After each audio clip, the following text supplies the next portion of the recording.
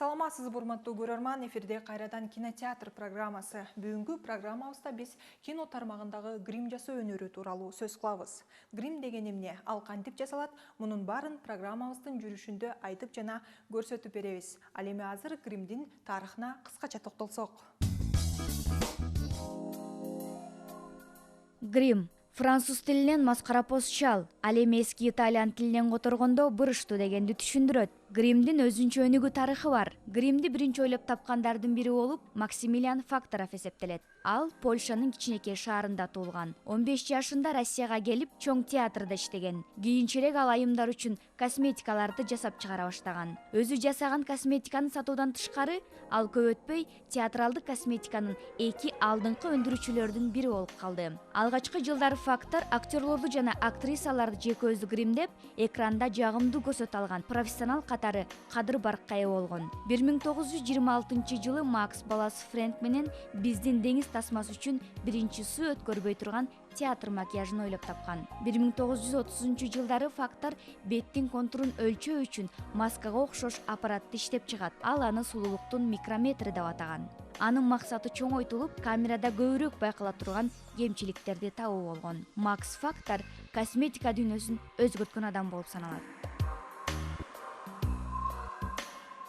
Ал эми Лон Чейнинин жашоосу эч кандай күлкүлүү болгон эмес. Лон Чейниндин ата-энеси дудук болгондуктан ал кичинекей кезинен эле мимика жана жаңсоону абдан жакшы өнүктүргөн. Бала кезинен эле театр турмушуна аралашып, Колорадо Спрингс опера театрында иштеп, декоратор жана реквизитор, кээде массовкага да катышчу.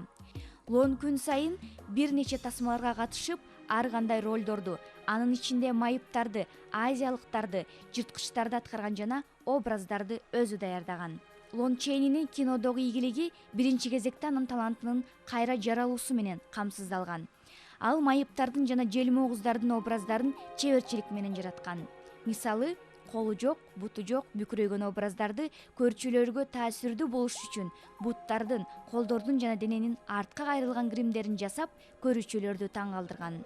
Париж Кудай эне чиркөөсү драмалык спектаклинде Квазимодонун ролун ойноп, ал 20 килограмм салмактагы өзү жасаган өркөчтү ийнине көтөрүп, бүкүр адамдын образын жараткан. Джек Пирс дүйнөлүк кино тарыхындагы эң таанымал желмооздар менен белгилүү болгон америкалык Голливуд макияж сүрөтчүсү жана кино пионери. Грим бөлүмүнүн башчысы катары 1930-1940 жылдары Борис Карлофтун ролун аткарган Франкенштейн тасмасында жырткычтардын образдарын жасаган. Аталган мезгил ар тараптуу жырткыч компаниясынын классикалык коркунучтуу тасмалар сериясы менен белгиленсе да, Пирстин аты көпчүлүк каармандардын жаратуучусу катары дээрлиги айтылбай келген. Баарыбыз билген Терминатордун образын Дик Смит жасаган. Дик Смит Голливуддун легендарлуу грим сүрөтчүсү. Ал 21-кылымдын гримеру жана пластикалык гримдин атасы болуп саналат. Дик грим жана пластикалык визуалдык эффекттер боюнча эң белгилүү адистердин бири Рик Бейкерди тарбиялаган. Диктин сунушу менен Стэн Уинстон Джеймс Кэмерон менен таанышып, Терминатор Т-800 курган. Дик Смит новатор гримчи болгон. Ал өкүлөт тасмасында Марлон Бранданды каарыган Дон Вито Корлеонго, ал эми кичинекей Линда Блэрди шайтан кууп чыккан тасманын желмоозуна айландырган. Дик караңгы көлөкөлөр, түн ортосу ковбой, кичинекей чоң киши, таксист, Амадей сыяктуу тасмаларда актерлор менен чогуу иштешкен. Муну ушинтип грим жасоо өнөрү жыл өткөн сайын өнүгүүдө. Билинбегени менен чоң эмгекти талап кылган бул өнөр бүгүнкү күндө да актуалдуулугун жоготпой келет.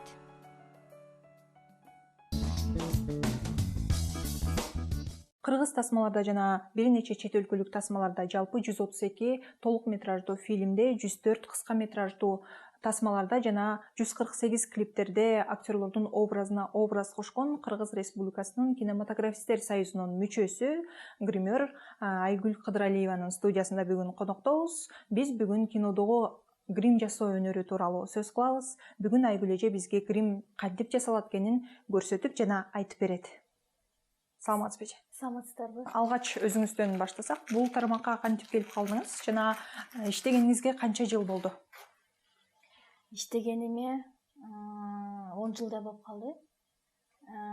Өзүм именно кино тармагында келгениме ушу 9 жылдай болуп калды го. Жалпы ушул гримге кадимки эле макияж койгон каражаттардан дагы андан сырткары дагы көп нерселер керектелсе керек, өзгөчө эмнелер? Эгерде биз визаж менен салыштырсак, биз визаж бул деген негизи эле аял затын болобу же эркекти болобу биз сулуу кылганга аракет кылышыбыз керек да. Грим болсо бул деген образга, ошол ситуацияга жараша болот да. Кандай кылышыбыз керек? Жана тыгыз режиссер менен кошо иштейбиз да. Негизи грим бул деген басымды көп образга жасайбыз. Адамды не только сулуу эмес, и ар кандай ситуацияга жараша. Демек, режиссердун тапшырмасына ылайык бетине шрам коюп бер десе шрам коюп берет экенсиздер, бетин өзгөрт десе толук бетин өзгөртөсүздөр. Негизи мындай продуктылар бар для чувствительных. Биз башында кинодо ар бир актердун эмесин билип, биринчи кандай кожага немелери барбы, аллергиясы барбы, жокпу, ошону билип туруп анан ошону кылганга аракет кылышыбыз керек да. Каждый актерго өзүнчө продукт алганга аракет кылабыз. Анан ошол гримди мындай кадимки эле боектор менен дагы боеп жасашат экен, кээ бири болсо пластиналарды коюп туруп анан сыртынан боешот экен да. Сиз көбүнчө кайсы гримдин түрүн жасайсыз? Негизи өзү гримдер бөлүнөт да. Биринчи сложный грим, легкий грим, ар бир этап менен бөлүнөт да. Эгерде биз сложный этапка өтсөк, анда ал уже адамдын телосуна, уже үстүңкү катмарына уже дагы бир кожа кошуш мүмкүнбүз да. Ал уже тяжелый гримге эсептелинет. Тяжелый грим. Негизи ошол бир актердун бетин ошол жасаш үчүн канча убакыт керектелет? Менимче бул ошол гримдин татаалдыгына байланыштуу болсо керек, Ооба. Ар кандай болуп калат. Кандай сложный грим болсо көбүрөөк убакыт кетет, легкий болсо бат эле кылып коебуз. Азыр биз актрисабыздын бетин жаап атабыз, анткени обязательно защита болуш керек да. Анткени грим коердо андан кожаны сакташ үчүн биринчи этап бул деген дайыма жаап жүрүшүбүз керек бетти. Канеки актрисабыздын образы бул кийимин мен өзүм тиккем. Бул гейшанын кийими, кандай десем, гейшанын эмеси болуп атат да. Ошонун азыр чачын анан бетин жасайбыз. Гейшага окшоштурат экенбиз. Ошондой эле грим бул ошол кинодо, анан циркте, анан театрда грим жасоо дагы бөлүнөт экен да. Негизи айырмачылыгы эмнеде? Театральный грим менен кино грим тоже айырмаланат. Негизи театр десек, ал деген бүт сахнага образдардын баары тяжелый, анан мындай адамдарга көрүнүш үчүн неме болот да. Мындай масса катуу кылып жазылат да. Кинону карасак, ал деген кино деген бул крупный план менен алып калышы мүмкүн. Аны биз билиндирбей, ар бир немеси, детали, ар бир эмесинин баары көрүнүп калат да. Ошондуктан кино бул совсем башкача, а театр совсем башкача болуп калат.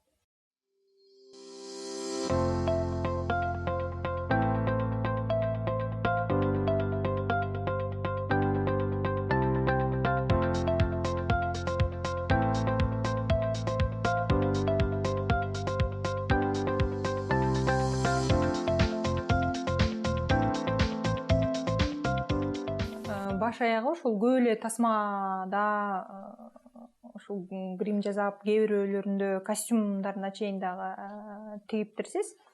Анан эң мындай өзүңүзгө жаккан кайсы тасмадагы жасаган гримиңиз болду?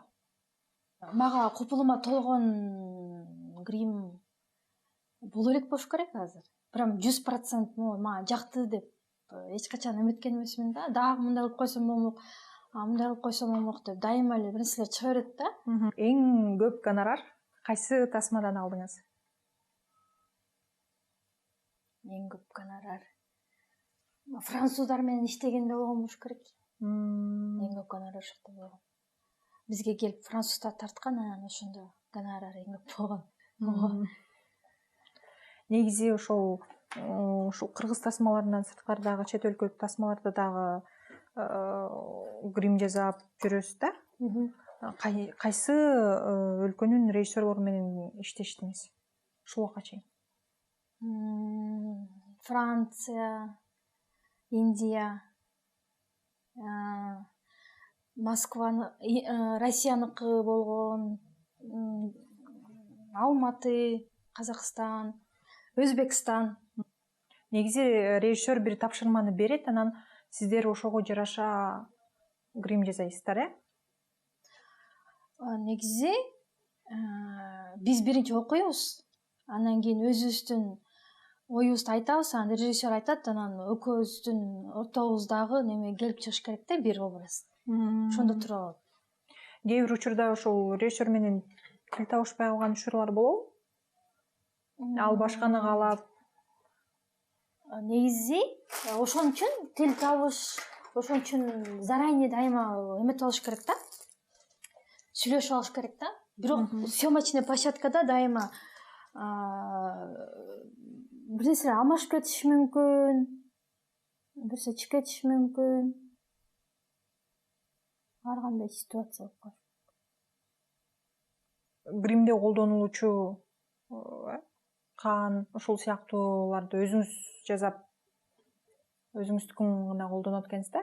Ооба. Ошолор жөнүндө да айта кетсеңиз. 2018-жылдан баштап мен кан жасап сатам да. Анан ал болсо киного атайын арналган кандарды, жана ал кандарды мен не только Кыргызстанда эмес, Казакстандан мияка келгенде сатып алышат.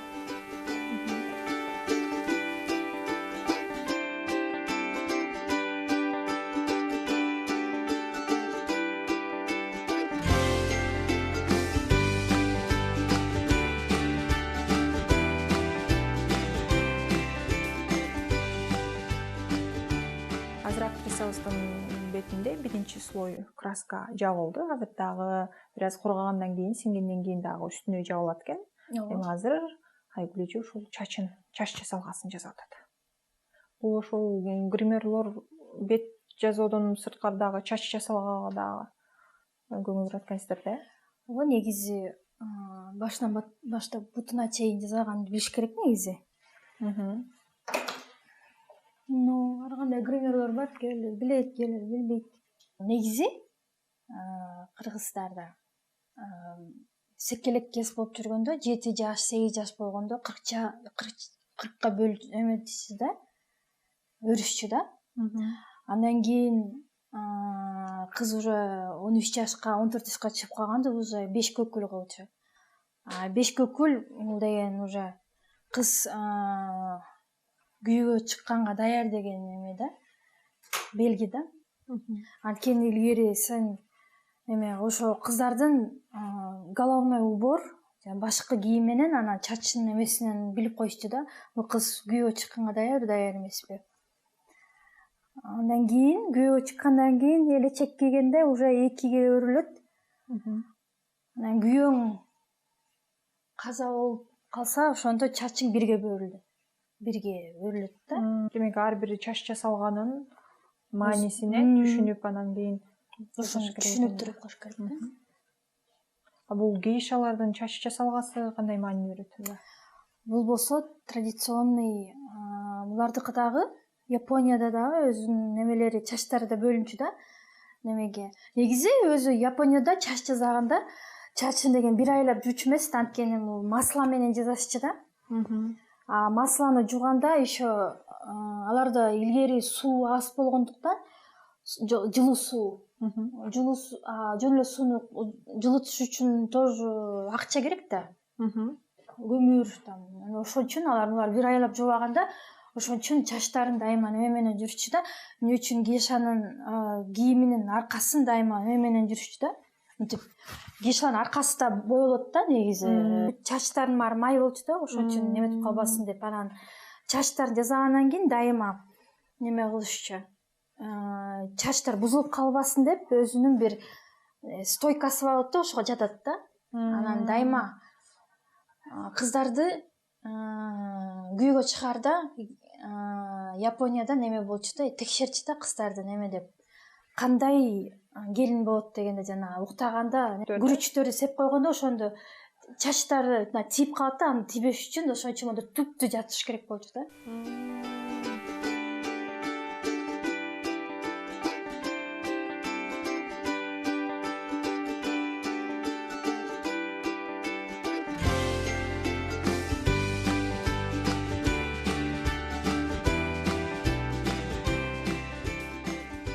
Негизи биринчи клипке эң биринчи съемкам бул Сезбек Исканалиевдин клипине иштегем да. Эшеке болчумун. Анан ошондон баштап эле мындай постепенно эле кирип кеттим да. Биздин актрисабызга чачын начес кылбай эле мындай эле кылып атам. Негизи начес кылыш керек да. Чтобы анан чачын чече албай отурбасын.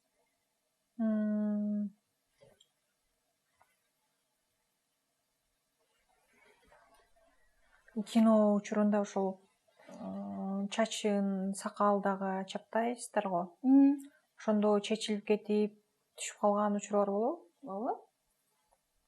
Түшүп калган учурлар болот. Мурутун жоготуп алган учурлар болот. Саякбай киносунда иштеп атканда мурду учуп кеткен муруту. Аны издеп 6 саат кеткен издеп. Тоонун үстүнө. Тасма учурунда көп кызыктуу окуялар болгон. Авария болгон учурлар болгон. Ош Жалал Абадка кетип баратып, өзүбүз машинабыз менен авария болгонбуз. Баарыбыз кулап түшүп, тиши сынып калган күндөр болгон. Сиздин бир интервьюңузда да бар экен, ошол тасма талаасында жүрүп, тоодон кулап кетип тишимди сындырып алгам, бирок эле жок, иштеш керек болуп, чыдап ошонун ооруганына карабай иштегем деген интервьюңуз бар экен да. Анткени замена кыла албайсың. Бир жасаган гримиңди кайра башкага окшоштуруш өтө кыйын.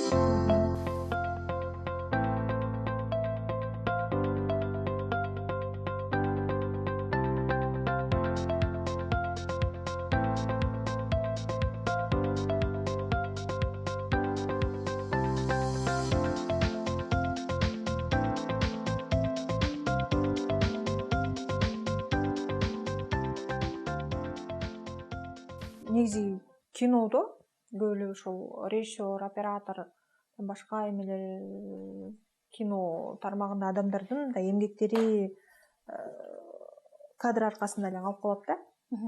Анан ошол сиздин эмгегиңиз бааландыбы? Кандай сыйлыктарды алдыңыз? Негизи бааланды деп айтсам болот.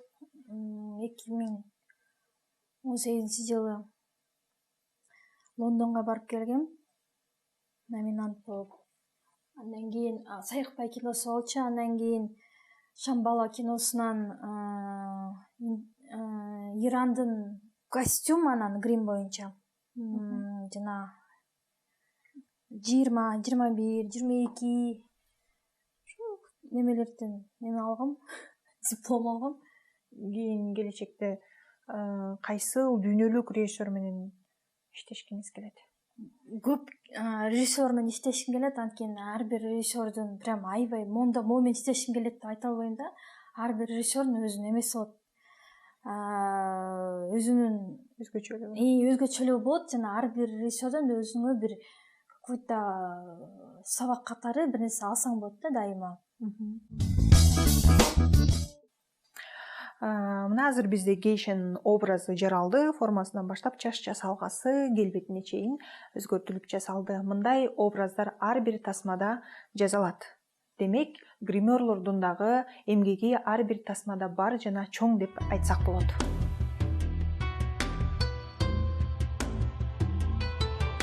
Грим жасоочу адис сырткы келбетти өзгөртүүнүн чебери болуп эсептелинет. Ошол эле учурда сыйкырчы дагы болуп саналат. Анткени алар ар кандай боек, пластина, жасалма чач, муруттарды актерлордун бетине жармаштыруу менен актерлордун сырткы келбетин, асыресе бет түзүлүшүн өзгөртө алышат.